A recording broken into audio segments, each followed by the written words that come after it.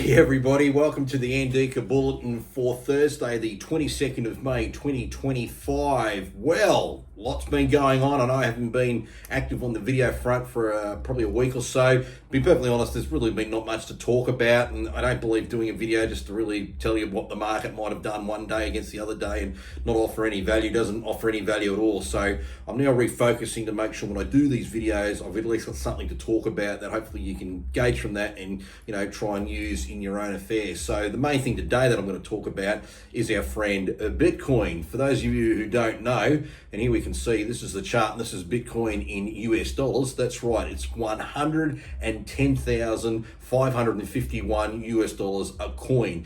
It is now at a record price. That's right, Bitcoin now, like gold, is at record prices, and in Aussie dollar terms, using a currency rate of around 64.5 cents, we're talking $171,224 Australian a coin. You can understand why I've got a big interest in this. There's many reasons why. Hopefully you've been, subscribed to the channel and go through that, and you yourself have made appropriate changes to your portfolio to start reflecting this. But why has Bitcoin started to just keep moving up? I think it's two key things that have actually happened. The first was last night. There was a very, very ugly auction of US treasuries, where in order to get them sold, so the US government wants to sell new debt to the market, and the market says, you're going to give us, if you want us to take this on, we want a good yield for this sort of stuff. So we've got the 30-year yield in the United States is now above 5%, and it's the highest level it's been since October 2023.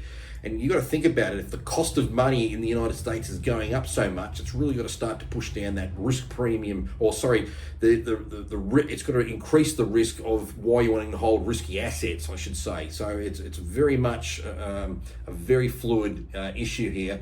And these implications are really, really big, because it's also starting to happen when we compare the United States treasuries and also with the Japanese yen and all that sort of stuff. And there's a big breakup there. And what we're seeing is, as this chart sort of illustrates here, I'll just see if I can fire it up a little bit bigger so we can see it. There's the US yield. You can see it's the 10-year, it's going up in yield. And, meanwhile, the US dollar and Japan parity in terms of the currencies going down. It just has funding implications. And when things are somewhat concerning or uncertain, that's good for the crypto environment. I also believe this particular news item that dropped, and this is titled, as you can read here, White House Crypto Czar David Sachs says stablecoin bill will unlock trillions for the US Treasury. Now, we'll just dive into this article here, and pretty well much this is what he had to say. We already have over 200 billion in stablecoins. It's just an unregulated market, Sachs told CNBC. If we provide the legal clarity and legal framework for this, I think we could create trillions of dollars of demand for our treasuries, particularly overnight, very quickly. Okay, just hold for that point there, and we'll just go down to something that we need to reiterate more here. Tether, that's one of the three major stable coins, which is banked by Cantor Fitzgerald in the US, controls more than 60% of the stablecoin market. Deutsche Bank found that the stablecoin transactions hit $28 trillion last year. That's in transactions. That is surpassing that of MasterCard and Visa combined. I want people to let that sink in. MasterCard and Visa's been around a long time. Credit cards and then the debit cards. We're all used to using our plastic, tap, tap, tap, tap, tap. With the addition now of stable coins being into the market, particularly in the United States and going into virtually globally, it's just that they're using the US as the main currency, the volume's going through it. And remember, a stable coin is just basically a digital version of the US dollar. It's just pegged straight there. That's why they call it stable. It doesn't really move up and down. It just follows the value and maintains the value of what $1 US will give you. And essentially, it's the free capital world version of the sinister CBDC that central banks want to have, where they want digital versions of said currencies, except under their regime, they'll get to watch every transaction, dictate things, can turn things off and on. It'd be a disaster if that stuff ever comes in. Whereas the stablecoin issuers, through private enterprise with the innovation that comes from that, are just running rampant with it now. And this is very important because if, say, the Japanese, the Chinese are saying, we don't want to be buying US treasuries anymore, for whatever political reasons, we don't want to buy your debt. Well, then how's the US government going to fund their programs? Yes, you fund it by taxation, but that comes in lumps. Governments around the world sell debt so they can raise money to pay for their programs. Well, I'll tell you where they're going to get literally a lot of money, and that's where that David Sachs guy is right on the money, is the stablecoin providers. Because as they're growing and they're taking in cash, and it's sitting on their balance sheets, they're going to take that cash. They're particularly going to go to the shorter end of the treasury market where it's a lot more liquid, and they're going to be the big buyers of US treasuries. So they're going to be the ones that are replacing these other people. Now, from a necessity point of view, they're probably going to stay very close in the shorter end of the market, probably the 30-day version treasuries, maybe out to 90 days.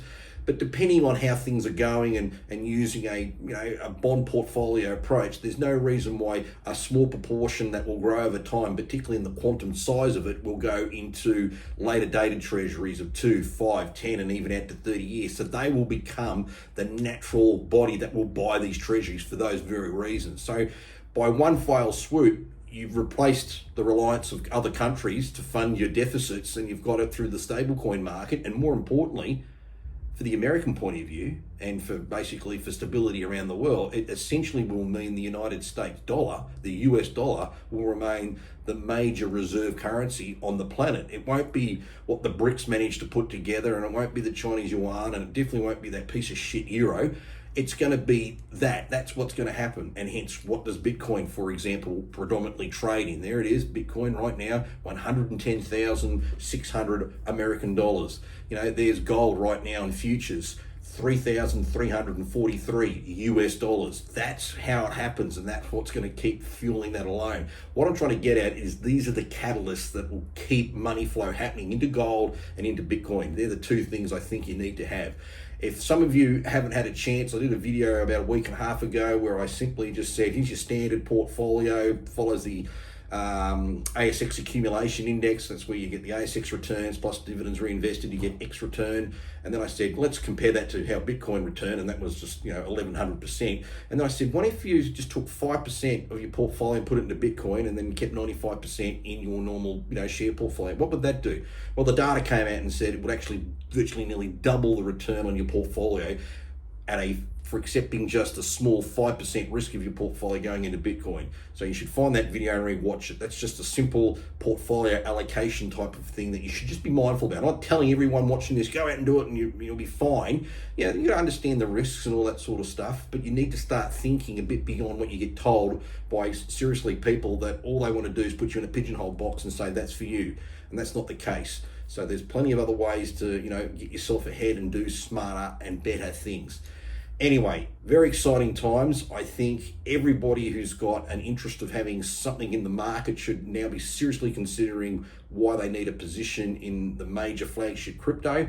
And there were two key reasons from an external point of view of why things are actually starting to happen. We've got the changes in the treasury market that are happening now, which are just unfortunately pushing yields up, and that's basically be bad for risk on assets in theory. So that could mean, your Magnificent Seven and the like, they could be under more pressure because obviously the higher the interest rates, it's an implied higher funding costs and the risk-free rate, it's a bit of portfolio theory in there. But then on the flip of it, down the track, we're going to see, particularly if that bill gets passed in the United States, where they really regulate stable coins, really get it certain, literally the floodgates will just literally open. The banks, I can guarantee you, the big banks will be all into that like you will not believe, because of how it'll just make their ability to streamline their costing on transactions and everything will just be at another whole level, and that will have throughput there as well. Anyway, a lot to digest. It's just really to get you thinking about what you should be doing. So I hope you've enjoyed the video. Got any questions, please write them down. Make sure you like the video, and until the next one, take it easy.